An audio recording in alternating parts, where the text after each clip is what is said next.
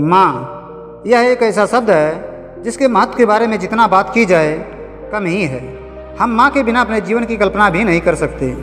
माँ की महानता का अंदाज़ा इस बात से लगाया जा सकता है कि इंसान भगवान का नाम लेना भले ही भूल जाए, लेकिन माँ का नाम लेना नहीं भूलता। माँ को प्रेम और करुणा का प्रतीक माना गया है। एक माँ दुनिया भर के कष्ट सहकर भी अपने संतान को अच्छी से अच्छी सुख सुविधाएँ देना चाहती है।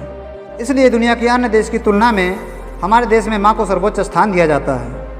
एक बार की बात है, स्वामी विवेकानंद धर्म के प्रचार में विदेश गए हुए थे। तभी उनके पास एक युवक आता है। वह भारतीय संस्कृति के बारे में पहले से जानता था। उसने स्वामी जी के पास आया और उनसे कहने लगा, हे स्वामी जी, मुझे वेदांत के बारे में बहुत ज्ञान प्राप्त है, पर मुझे ये बताने की कृपा करें कि आपके देश में माँ को इतना पूजनीय क्यों माना जाता है। इस पर स्वामी जी मुस्कुराए और मुस्कुराते हुए कहने लगे, तुम्हारे इस प्रश्न का जवाब मैं तुम्हें 24 घंटे बाद दूंगा, लेकिन उससे पहले तुम्हें एक काम करना होगा। वह युवक कहता है, स्वामी जी, मुझे कौन सा काम करना पड़ेगा। स्वामी जी बोले, तुम्हें 5 किलो का एक पत्थर अपने पेट पर 24 घंटे तक के लिए बांध कर रखना होगा। उसके बाद मैं तुम्हारे सारे प्रश्नों का जवाब दूंगा। यह बात सुन वह युवक कहने लगा, ठीक है स्वामी जी, इसमें कोई बड़ी बात नहीं, सिर्फ 5 किलो का पत्थर है, इसे मैं अभी तुरंत बांध लेता हूँ। इसके बाद वह युवक उस पत्थर को अपने पेट पर बांध लेता है और वहाँ से चला जाता है। उस युवक को पत्थर बांधे कुछ घंटे भी नहीं हुए थे कि वह थक कर स्वामी जी के पास पहुँच गया। वह पूरी तरह से हाँफ रहा था। वह स्वामी जी से कहने लगा कि स्वामी जी, शुरू में तो यह बहुत हल्का महसूस हुआ, पर कुछ घंटे बाद यह बहुत बोझ लगने लगा।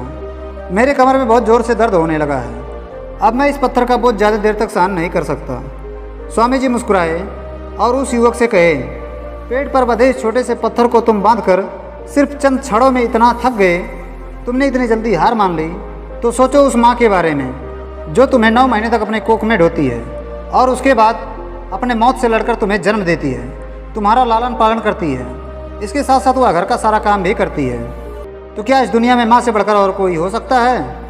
वह युवक समझ गया कि वास्तव में माँ के सिवा कोई और भी इतना धैर्यवान और सहनशील नहीं हो सकता है। दोस्तों, कुछ ऐसी ही होती है हमारी माँ। माँ सबकी जगह ले सकती है, लेकिन माँ की जगह कोई नहीं ले सकता। इसलिए कभी भी अपनी माँ का दिल नहीं दुखाना चाहिए, क्योंकि वो आपकी खुशी के लिए कुछ भी कर सकती है।